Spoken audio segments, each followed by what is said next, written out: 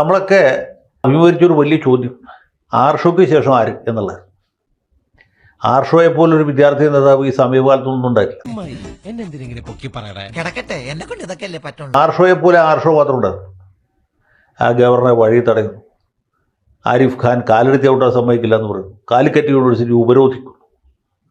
Your dal will not cook here എന്ന് banner എഴുതി വെക്കും. എന്തൊക്കെ ആയിരുന്നു ഇല്ലേ? അവനായി ശവമായി എന്ന് പറഞ്ഞ പോലെ ആർഷോയെ പോലെ ഈ കേരളത്തിലെ വിദ്യാഭ്യാസ മേഖലയെ കിട്ടുകിട്ടാ വിറപ്പിച്ച ഒരു ധീര വിപ്ലവകാരി അതിനു മുമ്പുണ്ടായിട്ടില്ല. ഞാനൊരു വലിയ സംഭവം അല്ലേ?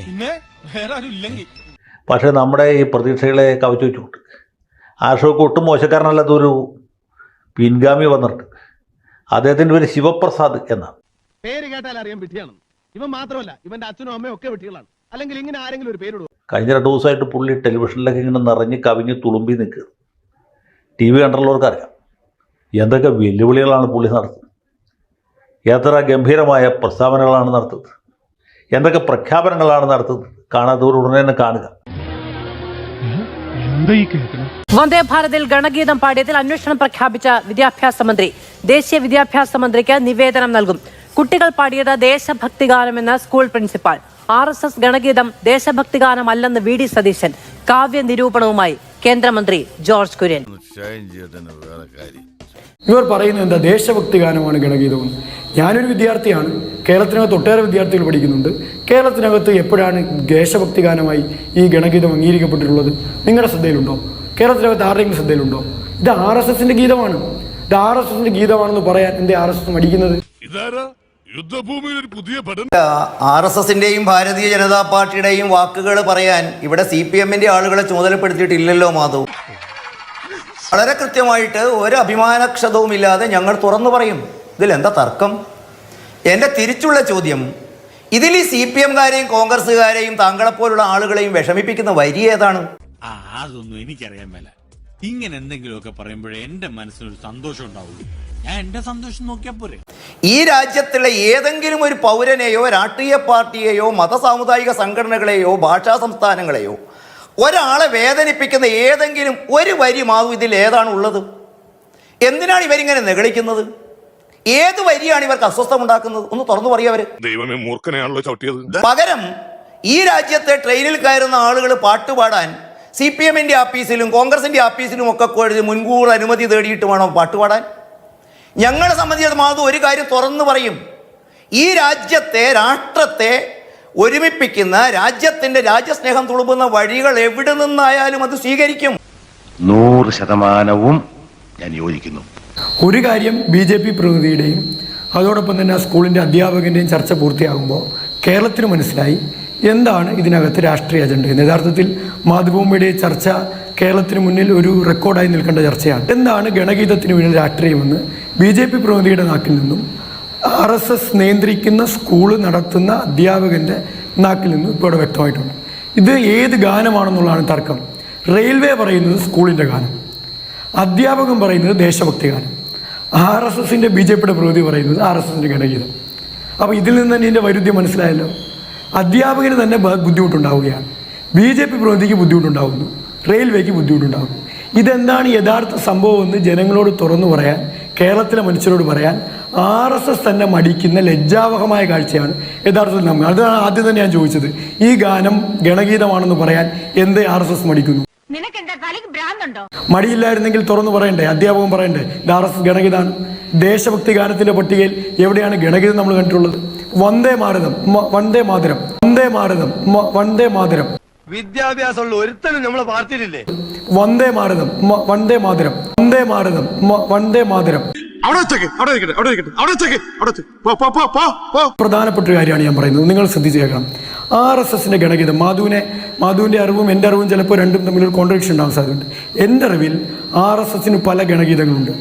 സംസ്കൃതത്തിൽ എഴുതപ്പെട്ട ഗണഗീതത്തിൻ്റെ ഒരു വരിയാണ് പ്രാർത്ഥന എന്ന നിലയിൽ മാധു ഈ ചർച്ചയിൽ ഉദ്ധരിച്ചത്. ആ ഗണഗീതം ഇങ്ങനെയാണ്. ഞാനത് പാടാൻ ആഗ്രഹിക്കുന്ന ഒരാളല്ല, എൻ്റെ വരി ഞാൻ പറയാം. നമസ്തേ സദാ വത്സലേ മാതൃഭൂമി. മാതൃഭൂമി ഇപ്പോൾ ഇതിനകത്തും വരുന്ന മാതൃഭൂമിയാണല്ലോ. രണ്ടാമത്തെ വരൂ മാധു ശ്രദ്ധിക്കണം.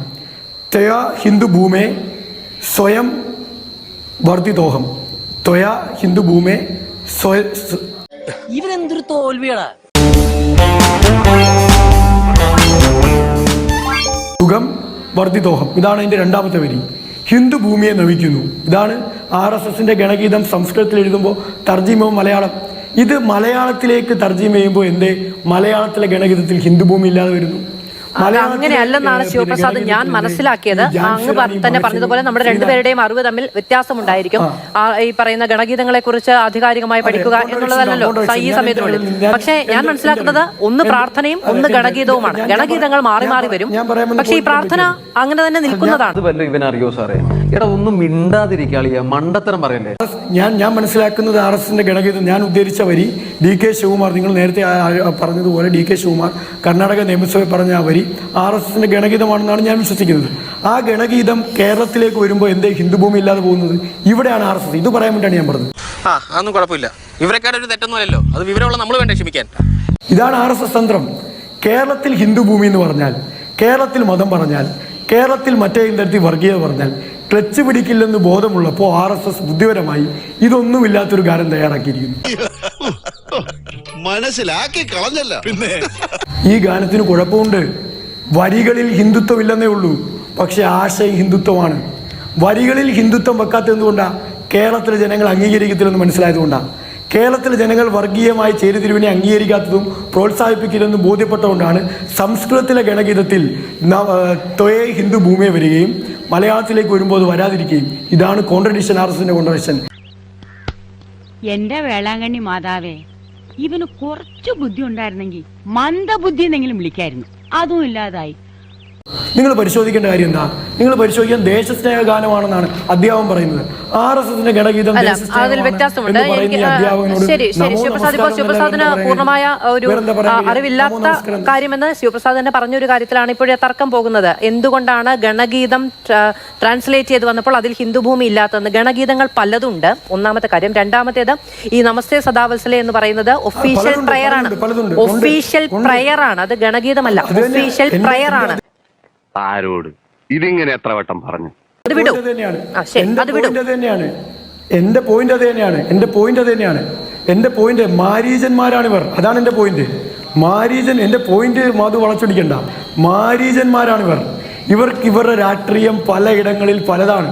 ഇവർക്ക് കേരളത്തിലെ ജനങ്ങളോട് ഹിന്ദുഭൂമിയാണിത് അല്ലെങ്കിൽ ഹിന്ദുത്വ രാഷ്ട്രം ഉണ്ടാക്കണമെന്ന് പറയാൻ പേടിയാണ് മാധു. ആ പേടിയാണ് ഇവരുടെ ഗണഗീതം മലയാളത്തിലേക്ക് വരുമ്പോൾ വാക്കില്ലാത്തത്. എന്നാൽ ഗണഗീതത്തിന്റെ ഏറ്റവും പ്രധാനപ്പെട്ട ആശയം അതാണ് ഉൾച്ചേർന്നിരിക്കുന്നത്.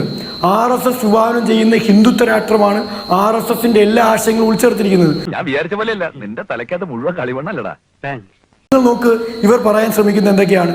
ഇവർ പറയാൻ ശ്രമിക്കുന്ന വരികളിൽ പ്രശ്നമില്ല. വരികളിൽ പ്രശ്നമുണ്ട്. വരികളിൽ പ്രശ്നം എന്ന് പറയുന്ന ഉൾച്ചേർന്നിരിക്കുന്ന ആശയങ്ങളാണ് പ്രശ്നം. ആ ആശയം RSSന്റെ ആശയമാണ്. ആ ആശയത്തെയാണ് പൊതുപരിപാടിയിൽ കൊണ്ട് ഇനി കുട്ടികളെ കൊണ്ട് പാടിച്ചാൽ എന്താ പ്രശ്നം? ഇവിടെയാണ് നാം ഇന്ത്യ ചർച്ചയുടെ ഗൗരവമായ പ്രശ്നം. ഫാസിസവും ഇവരുടെ വർഗീയ രാഷ്ട്രീയവും ഉപകരണങ്ങളായി രാജ്യത്തെ വിദ്യാർത്ഥികൾ ഉപയോഗിക്കുന്നു. ഇവൻ ബുദ്ധിമാനാണോ അല്ല ബുദ്ധിരാക്ഷസനാണോ എന്നൊക്കെയുള്ള സംശയങ്ങൾ ഉണ്ടായിരുന്നേ. ആ കൺഫ്യൂഷൻ മാറിക്കിട്ടി. RSS നടത്തുന്ന സ്കൂളാണിത്. ഈ സ്കൂളിൽ പഠിക്കുന്ന കുട്ടികൾക്ക് സ്വാഭാവികമായും നിർബന്ധിതമായി ഇവർ പഠിക്കേണ്ടി വരും. സ്കൂളിന്റെ പഠിച്ച കുട്ടി ആരെങ്കിലും ഉണ്ടോടാ നിന്റെ കൂടെ? അതിൽ നിർബന്ധിതാവസ്ഥയില്ല. നമ്മൾ ഒരു സ്കൂളിൽ ഒരു കുഞ്ഞിനെ ചേർക്കാൻ പോകുന്ന സമയത്ത് അവരുടെ രാഷ്ട്രീയം എന്താണ്, ഏത് സിലബസ് ആണ്, എന്തൊക്കെയാണ് പഠിപ്പിക്കുന്നത് എന്ന അടക്കമുള്ള കാര്യങ്ങൾ പരിശോധിച്ച ശേഷമാണ് രക്ഷിതാക്കൾ അവിടേക്ക് കൊണ്ടുപോവുക. അത് പഠിക്കാൻ താല്പര്യമുള്ളവരാണ് അവിടെ പഠിക്കുന്നത്. അതിന് നിയമപരമായ പരിരക്ഷയുമുണ്ട്. അത്രക്കുള്ള ബുദ്ധിയൊന്നും അതിനില്ലല്ലോ. ഇങ്ങനെ നാറാനൊരു ചങ്കൂറ്റം വേണം കേട്ടാ.